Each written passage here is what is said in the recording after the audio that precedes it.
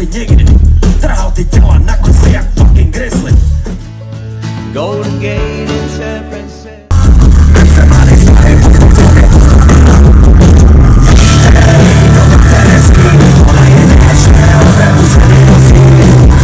Já jsem vlastně říkal, že konečně jsme to dokázali, jsme internacionální kapela, přijeli jsme za váma a přivezli jsme trošku country music. Tak...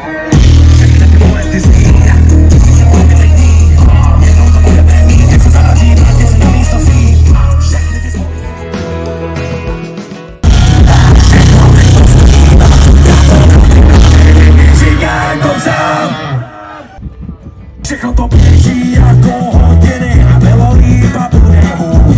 Zaklade zdraví mojí rodiny, než je dám ke krkonu.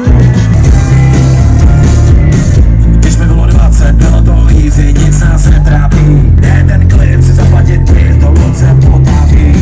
Všichni mají úzkost, vymysleli důvod, jenom sami k tomu rání. Svět není fér a nikdy nebude. Přestal být nejvíc, tak ti budeš něco. A bude lidí, už bylo i hůř. Na konci dne nás bude soudit stejně jen Bůh. Kolik tomu věnuješ, tolik ti to dá. Proto makám naplno a to mám hezký. Jaký si to uděláš, takový to máš. Proto dělám tak, je to štěstí. Kolik tomu věnuješ, tolik ti to dá. Proto makám naplno a to mám v životě hezký. Jenom bylo vám s tím potěšení pro vás zahrát, se naprosto úžasný. Děkuji moc. Stálo to totálně za tu cestu, byli jste fakt úžasný. Moc krát děkujem. Mějte se krásně, kdyby se třeba...